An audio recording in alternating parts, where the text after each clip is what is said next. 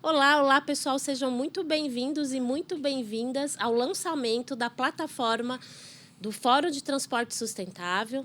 Eu estou aqui com o Márcio Furlan, que é diretor de Marketing e Comunicação da Scania. Seja muito bem-vindo. Aline, obrigado pelo convite. Super bacana estar aqui com vocês nessa iniciativa que eu considero muito importante para a gente construir essa agenda e dar maturidade para a agenda de sustentabilidade no nosso setor, né? Muito legal. E a Scania, né, Márcio, que é uma referência quando o assunto é sustentabilidade, antes mesmo do setor começar a falar com tanta força sobre o tema sustentabilidade, a Scania, ela iniciou o projeto aí de caminhões, depois ônibus H, certo? A Scania, desde 2016, refez o seu desenho estratégico, o seu propósito de atuação no mundo inteiro. Naquele momento, a gente colocou o nosso propósito de liderar a mudança para o sistema de transporte sustentável. E naquele momento a gente pensava, né? Nossa, que desafio enorme, que desafio gigante, mas foi uma coisa que a gente sempre acreditou, né? Em termos de propósito e principalmente como que esse propósito ia descer na estratégia, no dia a dia da empresa. Hoje, um pouco mais de 10 anos depois desse propósito, a gente já começa a colher resultados em termos de descarbonização, em termos de entendimento da proposta de sustentabilidade dentro do setor de transporte, que eu acho que é super importante foi desmistificar esses temas, né? Então, sustentabilidade não é só a gente cuidar da questão ambiental, tem um tripé, um equilíbrio muito importante em termos de ambientais, mas econômicos e sociais também. E essa agenda foi sendo desenvolvida ao longo dos anos. Hoje a gente entrega uma série de soluções e resultados que a gente já pode tocar, né? Mensuráveis. Mensurar. Você falou 2016, então está completando 10 anos, uma década. Quais foram os principais acertos, as principais lições? O que você destacaria? Eu falei aqui da questão de caminhões e ônibus a gás, porque né, a gente sempre fala no dia a dia, mas você bem pontuou esse tripé, né? Então, conta aí para a audiência, nesses 10 anos né, dessa agenda, quais são os principais destaques, aprendizados, acertos? Olha, esse propósito veio junto com o lançamento da nova geração, né? Então, e dentro de todo esse conceito, a gente estabeleceu 3 pilares para fazer a estratégia acontecer, para fazer a sustentabilidade acontecer. Esses pilares são eficiência energética, combustíveis alternativos e eletrificação e o transporte inteligente e seguro. Foram os 3 pilares que ajudaram a gente a transformar um propósito, uma ideia em ações reais no dia a dia. Outra coisa que ajudou muito foi a gente amarrar essas ações ao Science Based Targets. Nós fomos a primeira empresa do setor de pesados a amarrar objetivos, a ter objetivos concretos no Science Based Targets, né? E eu já chego nesse ponto também. Tá bom. Então, assim, para o transporte inteligente e seguro, a grande revolução de tudo é a conectividade, a informação dos veículos, né? Então, a gente passou a conectar os veículos. Hoje, no Brasil, a gente está chegando já pertinho da marca de 100 mil veículos conectados, né? Isso revolucionou o jeito da gente fazer gestão, né? Se eu não me engano, vocês foram um dos primeiros, né? Sim, e do jeito de fazer essa gestão dos dados. Porque o conectar os veículos, ok, você coloca um hardware lá e transmite dados. Mas acho que o grande diferencial da Scania e de toda a rede de concessionários é como é que a gente usa esses dados para transformar isso em valor para o cliente. Valor em termos de como é que a gente reduz o consumo de combustível, como é que eu posso melhorar as paradas. A partir daí, a gente criou até programas de manutenção fundamentados nos dados do veículo. Então, a gente começou a entender que talvez os veículos não precisassem parar, por exemplo, a cada 15, 20 mil para trocar óleo, por exemplo, né? Poderia ser uma extensão maior de parada. Isso tem a ver com redução de custo para o cliente, tem a ver com aumento de disponibilidade do veículo. Então, esse é um pilar que revolucionou. E como é que isso está conectado com a sustentabilidade? É dinheiro voltando para o transportador, né? Você diminui o tempo de parada, reduz o custo de manutenção, aumenta o tempo de disponibilidade do cliente. Que é um fato, disponibilidade é o que o cliente mais pede, né? Claro, e ele começa a faturar mais e começa a reinvestir na empresa. Entendeu o tripé, né? Sim, entendi. Então, a gente tem o tripé ambiental, o tripé econômico e social funcionando. Quando a gente vai para o transporte, para eficiência energética, a Scania foi a única montadora que, dentro desse mundo falando sobre eletrificação, sobre novas tecnologias, a Scania foi a única que investiu em uma nova plataforma de motores a diesel, porque a gente entende que o diesel ainda vai continuar sendo a matriz principal do Brasil para os próximos anos, e foi a única que investiu globalmente aí 4 bilhões de euros no desenvolvimento de uma nova plataforma, que é o estado da arte em termos de economia de combustível, né? Então, colaborou muito para a entrega de resultado para os nossos clientes também. E o terceiro ponto, que são os combustíveis alternativos e a própria eletrificação. A eletrificação, nós trazendo tecnologia, já lançamos veículos elétricos no país, né? Caminhões e ônibus. Tem toda a questão de infraestrutura e desenvolvimento da própria cultura nossa em fazer o elétrico acontecer no país, mas a grande virada de chave, a grande ponte para acontecer combustível alternativo no país é o gás, né? Nós lançamos o gás em 2019, de lá para cá já são mais de 2.000 veículos vendidos, uma frota robusta. Na América Latina, para você ter uma ideia, são 2.500 veículos rodando, 2.000 só aqui no Brasil. A gente já tem a cultura de trabalhar veículos a gás lá fora, né, na Europa, na Suécia principalmente. E isso foi se desenvolvendo a ponto de influenciar investimentos em infraestrutura, a ponto de influenciar investimentos na geração de biometano, por exemplo, de construção de usinas de biometano, de distribuição de gás.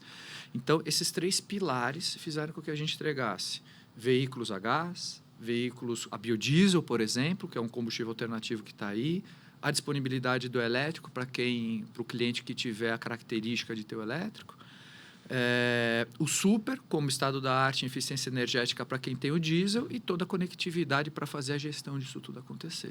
E é interessante você contando aí do super, né, a questão do diesel, que vai, o caminhão a diesel, enfim, vai permanecer por muito tempo aí na matriz, ele é a maioria, continuará sendo. E vocês anteveram uma questão que está sendo colocada hoje, que é você reduzir emissões com o combustível fóssil, ou seja, você utilizando melhor a frota. Hoje se fala muito, mas 3, 4 anos atrás não se falava tanto, né? Eu trouxe para você, Aline, dados sobre o super, especificamente. Olha que bacana. Desde 2022, como comentei, a gente começou a vender o super no final do ano. 2023 começou a emplacar. De lá para cá, a gente já tem mais de 20.000 veículos rodando.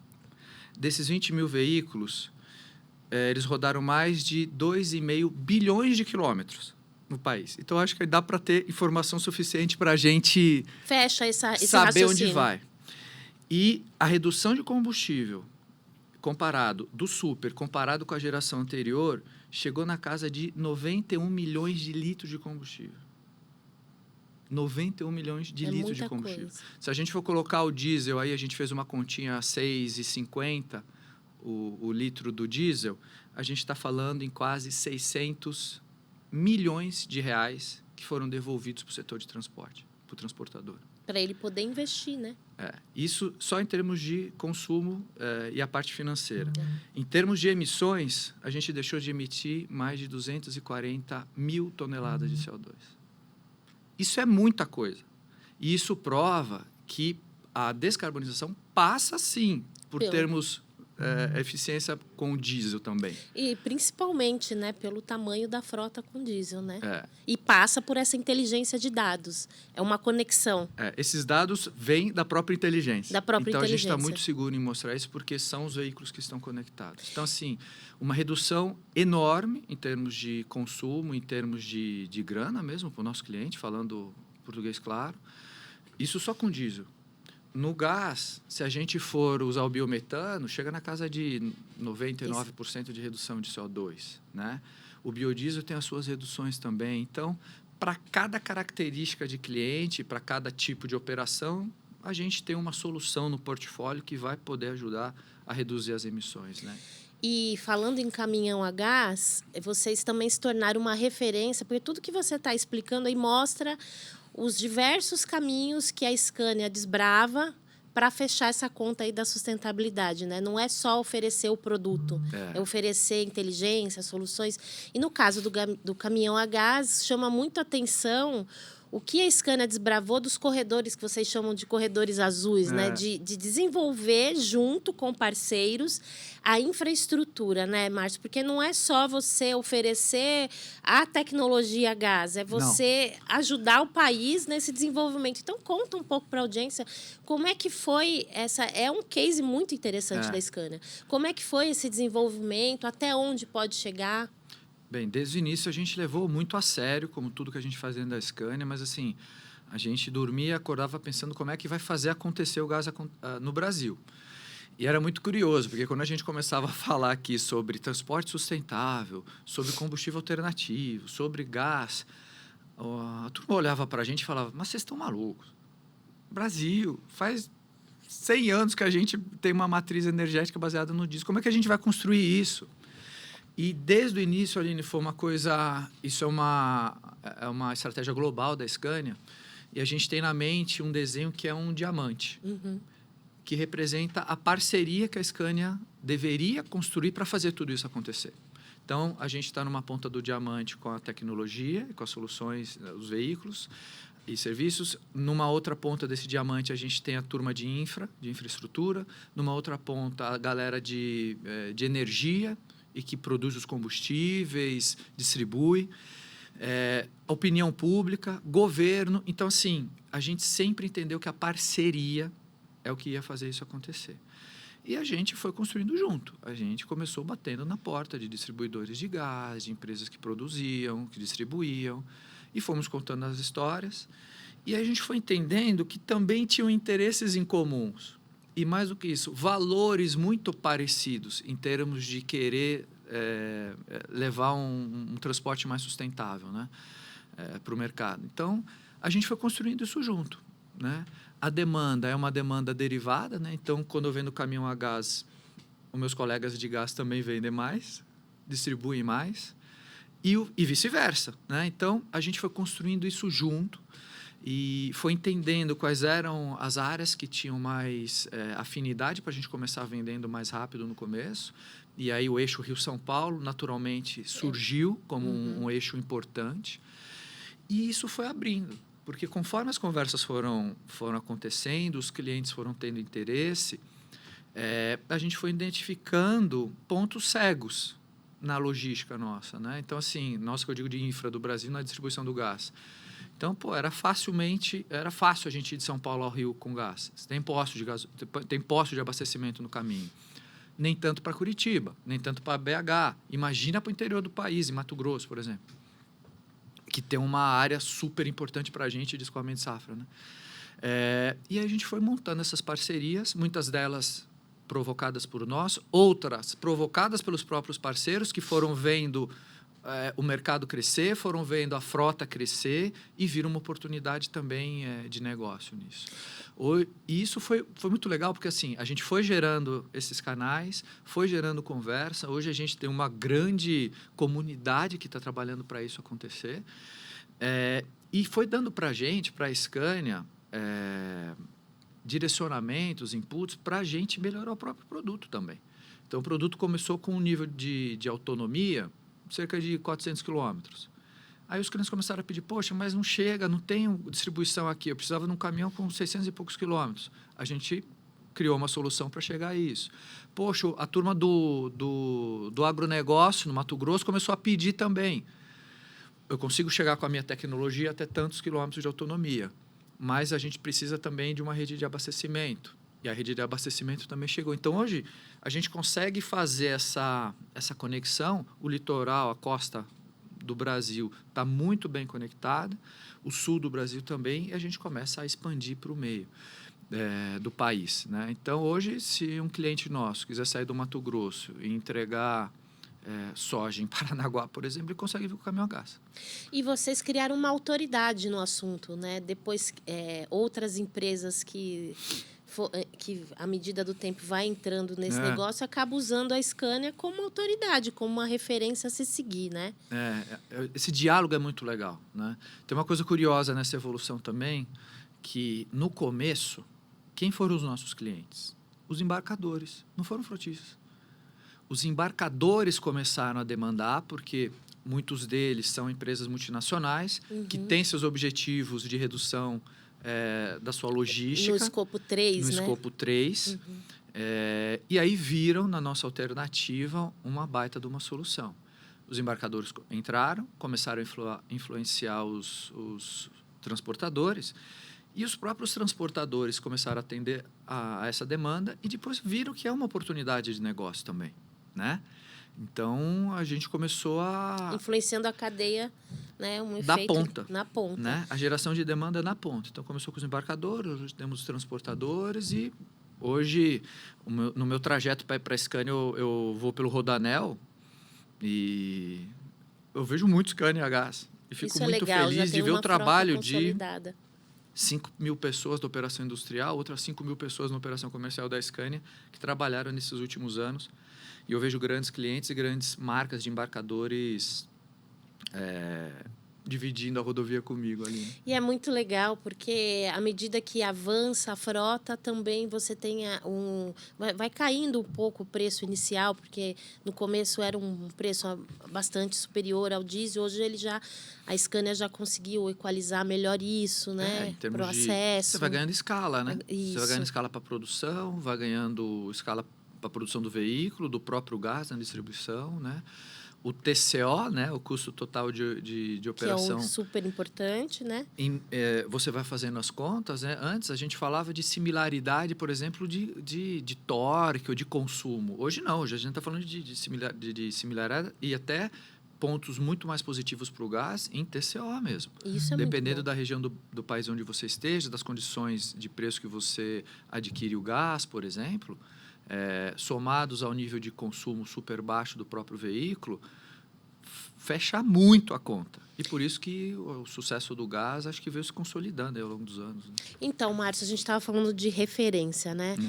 A Scania é uma referência para o mercado, né? Nesse desbravamento do gás, e a Scania como referência para a própria Scania no desenvolvimento do caminhão elétrico. Um executivo recentemente informou que a Scania, em 2027, começa a produzir caminhões elétricos no Brasil, que vai usar a mesma receita do caminhão a gás, certo? Então, aí, comenta um pouco aí com a audiência. É a mesma receita com ingredientes diferentes. Eu acredito que o elétrico tem um caminho um pouco mais complexo em termos de desenvolvimento de estrutura, de disponibilização da energia nos pontos que são necessários, né? Tanto para os nossos transportadores quanto para as municipalidades, né? Mas é uma coisa que vai acontecer, Aline. Já está aí, já está acontecendo. Na Europa é um caminho sem volta. É um caminho. É um dos pontos principais que influenciam a própria descarbonização e influenciam os nossos objetivos também de descarbonização aqui no Brasil e no mundo inteiro. O ritmo de produção de baterias, produção dos veículos no mundo inteiro para o setor de pesados não seguiu o ritmo que se imaginava lá em 2018, 2019, 2020, mas ele segue firme como objetivo e como propósito. Na Europa, a gente já tem atuado com bastante força na venda dos elétricos. E aqui no Brasil, a mesma coisa. O que vai acontecer? Como comentei, vão ter segmentos que vão demandar soluções diferentes, né? Então, para um transporte urbano, talvez de menor quilometragem, de ida e volta, onde a gente tem um controle maior de operação e de pontos de parada, o elétrico vai começar a funcionar um pouco mais rápido, né? Transportes a média distância, por exemplo, onde também a gente consiga mapear esses pontos de abastecimento do gás, por exemplo, é uma solução. E o diesel disponível para todos os trajetos também, né? E isso a gente vai descobrindo, né? Descobrindo fazendo. Porque uma coisa é você colocar no papel, teoria, né? E o nosso mercado ele é muito versátil. E o transporte no Brasil é complexo, né? O transporte é muito complexo. Então, a gente vai assumindo essas variáveis e vai adaptando. Mas o plano sempre é esse, a gente segue em frente. A eletrificação veio e é uma tendência, é uma realidade em muitos mercados e vai acontecer no Brasil também. O tamanho dessa participação da eletrificação, é o tempo que vai dizer para a gente. O importante é você ter ali na prateleira essas soluções, né? Porque mesmo que ainda não seja, por exemplo, do ponto de vista de um cliente, de um transportador, financeiramente viável, ter um veículo elétrico, isso entra na conversa. E acho que esse é o maior residual, o maior ponto que a gente pode ter. Você começa a gerar conversas e é a partir daí que você começa a ver novas ideias. Talvez não elétrico agora, para o elétrico funcionar melhor precisava disso, precisava daquilo, por que não fazer um caminho assim? E quando eu falo das parcerias, é isso que acontece. E aí você fala, poxa, é verdade, talvez nós não estivéssemos vendo alguma coisa que a gente pode colocar no nosso plano, um parceiro não enxergava outro ponto, e aí você vai construindo isso junto. Né? São diálogos, né? E falando em construir, o que a Scania percebe das principais necessidades que os clientes mostram para essa jornada de descarbonização? É isso? É múltiplas soluções? O que eles mais... Como que é esse bastidor? Eu acho que ter a opção é muito importante, porque você abre um portfólio de soluções e o cliente fica mais confortável em enxergar para onde ele pode ir.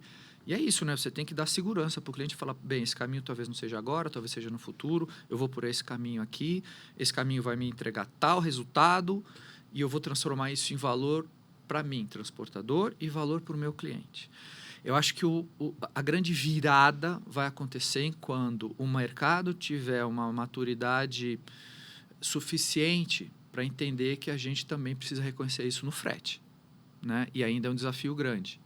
Sim. O reconhecimento do transporte mais sustentável, de menor redução... Na equação do frete. Na equação do frete. Né? Ou seja, na hora de negociar o frete, eu vou valorizar aquela frota que está empenhada em investir para descarbonizar, para ser mais eficiente, é isso? Imagina você, um transportador, você tem o teu portfólio de soluções, você vai transportar do ponto X para o ponto Y, ok, mas você tem um produto ou um serviço que vai transportar reduzindo as emissões, entregando outro tipo de valor para o teu cliente, para o teu embarcador. Né? Sim. Hoje, essas discussões acontecem, mas existe uma pressão muito forte em custo em todos os níveis da cadeia de transporte. Né? E eu acho que essa percepção do valor, do quão é importante para o embarcador, para o transportador, para que esse valor retorne para o próprio setor, isso vai acontecer com o tempo. Né? À medida que ganha escala. Nós temos clientes que já têm essa equação melhor resolvida, mas a grande maioria ainda sofre uma pressão bastante forte. E a gente tem que entender todos os lados. Né? O embarcador sofre a pressão, o transportador sofre a pressão, o motorista também sofre a pressão de todo. Então, de novo, se a gente não sentar e resolver isso junto, não vai andar. Mas... eu acho que faz parte desse processo de maturação. Então, acho que esse é um dos pontos principais, né? O reconhecimento do frete, digamos, do valor do frete para quem oferece um transporte com menor emissão, digamos. Tem que entrar na conta, nas discussões do setor, das associações. Um bom ponto que você levantou. Agora, para além de caminhões, tem a frota de ônibus, né? Que também tem os eletrificados... projetos a gás, como é que está isso? Não, também. O projeto a gás começou há muito tempo atrás. Nós fazemos demonstração em várias cidades para mostrar a viabilidade. Eu costumo falar que, de novo, faz parte do nosso papel esclarecer, né? Então, tem muitas demandas de como é que eu faço para o meu transporte de pessoas aqui na minha cidade ser mais sustentável? É o elétrico, porque se fala muito do elétrico. Pode ser o elétrico e vai ser o elétrico, mas tem outras alternativas também que, às vezes, os operadores ainda não conhecem. E não reconhecem o valor que pode ter. Né? Então, essa construção é feita muito em parceria do operador, do nosso cliente, a gente levando muita informação. Então, o desenvolvimento que a gente tem feito ao longo dos anos, a gente atua, por exemplo... não só com os elétricos, 100% elétrico Scania, digamos, de para-choque a para-choque, mas a gente descobriu, por exemplo, uma parceria com a CAI e com a WEG, onde a Scania entrega a parte mecânica do veículo. Interessante. É uma forma de você viabilizar a eletrificação, né? No momento em que o cliente demanda por aquilo. Então, a gente já tem mais de 200 veículos, por exemplo, em São Paulo, rodando com esse tipo de parceria. Scania, Caio e WEG, né? Sim. E você está viabilizando a eletrificação ali, né? Porque o interesse é viabilizar, né? Então, você cria isso com parcerias, claro. Você cria isso com soluções, e aí você vai aprendendo. É um organismo Você vivo. vai preenchendo espaço, sabe? Pô, legal, isso aqui deu certo, continua aqui. O que dá para evoluir desse espaço, dessa solução? E você vai discutindo, você vai descobrindo coisas novas, né? E tanto para caminhão quanto para ônibus está acontecendo. Isso já está acontecendo, né? Tem um avanço aí considerável. No caso de ônibus a gás, parece que a Prefeitura de São Paulo até colocou no edital para incluir o ônibus a gás, né? Que a princípio era o elétrico. É isso mesmo? Isso. É um aprendizado, né? Aprendizado. Porque, poxa, será que eu consigo entregar um nível de redução que é importante para essa minha operação aqui? Será que é só uma tecnologia que consegue entregar? Será que não dá para compor de formas diferentes? Então, muito do investimento que a gente tem de tempo, de recurso, vai em cima disso, de criar essas correntes e fazer esse diálogo acontecer, né? É inspirador. Agora, vamos falar um pouco uma questão mais dentro da Scania. Você, como homem da comunicação, é uma curiosidade que eu tenho. Qual que é o papel do Brasil nessa jornada da Scania globalmente dentro desse processo de ESG? A gente tem um peso enorme, né? O Brasil é o maior mercado, né, da Scania no mundo, né? E a gente costuma falar, a primeira operação industrial fora da Suécia, né? Os colegas suecos costumam falar que aqui é a casa deles também, né? Então, a gente tem um peso em termos de negócio muito importante, acho que como relevância de mudança de cultura também. Nossa, né? Muito interessante. A gente vive num país que tem desafios enormes, né? Econômicos, sociais, de infraestrutura, e a gente pode ser um agente transformador. E isso inspira muito a gente, a Scania, a ser este agente de transformação, sabe? E isso dá muita energia para a gente. Então, a influência do país é enorme. Os objetivos globais que a gente tem no Science Based Targets, por exemplo, de redução, eles são consolidados globalmente. Mas é claro que um país como o Brasil, que tem uma frota enorme, tem uma relevância enorme grande nisso também. E né? A complexidade do Brasil, que o Brasil apresenta, né? A gente, ao longo da nossa conversa, a gente colocou todas essas necessidades aí, todos esses desafios que se tem, por exemplo, para descarbonizar a frota, e o Brasil acaba sendo uma referência, né? Se você vê o nível de exposição e de dificuldades mesmo do transporte Sim. que a gente tem aqui, para desenvolvimento de novos produtos, de soluções, talvez exista, sei lá, um país único para fazer isso. É muita referência. Mercado europeu, caminhões. Mercado de configuração 4x2 e 6x2. Muito linear, né? Aqui você tem o Centro-Oeste, você tem...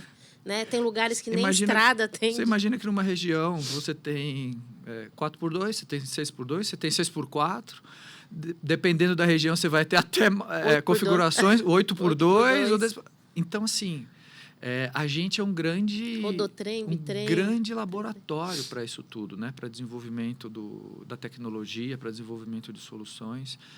E a gente tem uma riqueza na nossa mão, que é ter isso junto de nós, colaboradores, né, da Scania como um todo, da fábrica, da rede de concessionários, mas uma riqueza infinita na mão dos clientes. O conhecimento que os nossos clientes têm, que os motoristas têm, e aí eu não estou falando de tamanho de cliente, nada disso, estou falando do cara que se desafia no transporte no dia a dia, seja ele empresário, empreendedor ou motorista, seja motorista empregado ou autônomo. Eles têm um nível de exposição a esses desafios muito grande. E que trazem para a gente uma perspectiva maior ainda do que pode ser feito, né? E a gente entende essa responsabilidade e assume essa responsabilidade de ouvir esse cliente, de trazer para dentro de casa, de propor melhorias e de tentar, por meio dessas iniciativas que a gente tem, promover um ambiente melhor de negócio para eles também. Marcos, estava comparando o Brasil com a Europa. E dizendo, no começo da conversa, você comentou, agora eles estão vendo que tem outras tecnologias. E o Brasil, desde o começo, falava, os nossos especialistas, que a gente ia ter várias rotas de descarbonização. Sempre foi falado aqui que o caminhão elétrico seria no segmento de leves, quando a Scania começou com a gás, que seria para as médias distâncias, longas distâncias, o diesel ia permanecer por muito tempo, né? Enquanto a Europa ainda falava só dos elétricos. E aí, mais recentemente, a Europa começou a entender que precisa dessas diversas soluções. E o Brasil demonstrou a maturidade dele no transporte mais complexo desde o início. Isso chama muito a atenção, né? A gente brincava, né? Não é só elétrico, é eclético. É eclético, né? Lembra? Eu lembro. A gente sempre comentou isso. E a Europa, por ser um mercado mais maduro, né? Os níveis de movimentação são menores, né? O que acontece de muito diferente para sacudir mercado? Então, tem um espaço menor de novos acontecimentos. Mas quando eles acontecem, né? Por exemplo, conflito. Acontece com tudo. Conflito entre países que pode, por exemplo, fechar a torneirinha do abastecimento de gás, faz a turma dependente do gás pensar em outras alternativas. Exatamente. Né? Então, é até uma questão geopolítica. É isso. Tem questões, tem variáveis que não estão na nossa mão, né? E o nível de sensibilidade que a gente tem hoje, por ser um mundo completamente conectado, por ter os mercados interconectados, a nossa produção é interconectada, né? A gente tem um processo de produção global. Né?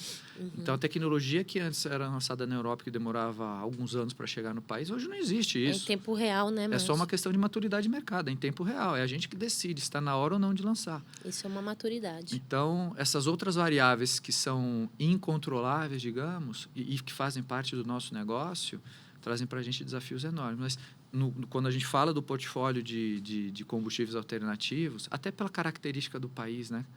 Então, o biometano, por exemplo. Olha o que a gente tem de oportunidade com a biomassa gerada pela nossa agricultura, super rico, né? pelos resíduos das grandes cidades. Então, assim, é uma questão da gente se planejar, investir e fazer acontecer. As nossas riquezas aqui do Brasil denunciam isso, né? Você acabou de falar do biometano, temos também o que a gente não falou ainda, o biodiesel, né? A mistura de biodiesel, pois né? É. Então, os biocombustíveis fazem do país uma riqueza enorme, né, Márcio? E se você vê o nível de tecnologia que está por trás disso, né? Visitando um cliente nosso que tem caminhões a biodiesel e que produz o biodiesel também, o nível de aproveitamento do grão de soja é uma coisa impressionante ali. É uma coisa impressionante. Vai para o setor de alimento, vai para o setor de energia, vai para o setor de... É gigante. Potencial grande. Então, a gente tem potenciais enormes, cara, para fazer o nosso país crescer, e o transporte vai ser sempre o ponto de promoção disso, né? Com certeza. E agora um giro rápido aqui, olha. Eu quero entender, diante de tudo que a gente conversou, tá? A importância da participação da Scania nessa plataforma do Fórum de Transporte Sustentável que está sendo lançada. Conte. Eu acho que ele vem numa excelente hora e vem para promover o que eu comentei no começo, né? A parceria. Ninguém tem condição de fazer isso sozinho. A Scania não tem condição de promover um transporte mais sustentável sozinho, nenhuma empresa do setor consegue fazer isso sozinho. Então, a gente precisa de momentos que a gente consiga discutir isso que a gente está conversando aqui hoje, né? É um território nosso. E quando a gente promove um fórum para uma plataforma com uma consistência de momentos, uma consistência de mensagem, uma consistência de um conteúdo, de uma curadoria que a gente possa o tempo todo trazer para discutir, né, assuntos relevantes do setor, ele vem para colaborar com isso. Essas discussões, essas novidades vêm por meio desses encontros. Então, a plataforma chega para promover esses encontros de uma forma consistente, e eu acho que isso é super importante para a estratégia nossa, da Scania como marca, e para quem está também nesse ciclo de construção também do transporte sustentável. Legal, Márcio. Para fomentar essa parceria que você falou bastante sobre esse tema, né? E o impacto do fórum e do prêmio, né, que será lançado para o setor? Qual que é a sua visão? Qual seria o principal ou os principais impactos? Acho que o principal impacto é a inspiração. É a inspiração. Eu acho que tem muita coisa bacana rolando, mas a gente precisa, e quem está no segmento precisa parar, entender quais são as oportunidades e executar. A questão é a execução, né, Aline? Então, as estratégias, a gente falou aqui, né? Podem estar no papel, podem estar nos PowerPoints, mas se não tiver execução, não adianta nada. Para referências, né? E a gente tem um papel muito importante em fazer esse propósito e essa estratégia virar execução no dia a dia, né? Ser real, essas né, próprias discussões mostrando casos de sucesso, mostrando as dificuldades, né? A gente está aqui falando o que rolou de bom e o que rolou de ruim nessa construção toda. Sim. Né? Tem os aprendizados. Né? Uhum. Então, assim, não é um caminho fácil, mas é um caminho muito gostoso de seguir quando a gente olha para trás e vê que construiu tudo isso. Então, o Fórum e o Prêmio, eu acho que chega como um momento da gente discutir, mas principalmente como inspiração. Né? Você mostra como fazer, você dá o caminho das pedras, você fala quais são as dificuldades, você prepara esses colegas para construir os seus caminhos também. E o prêmio é um grande reconhecimento, né? E pode funcionar muito, muito, muito como uma inspiração para todo mundo. Muito legal. Muito obrigada aí pela aula sobre sustentabilidade. Gostaria de conversar com você em outras ocasiões para você contar mais cases aí para a gente. Legal. Porque é uma inspiração, como você bem falou. Muito obrigada, viu, Márcio? Não, obrigado a você. Em nome de toda a equipe Scania, agradeço. Tem, como comentei, muita gente trabalhando sério lá fora para fazer isso acontecer. E esse é o começo de uma jornada, né?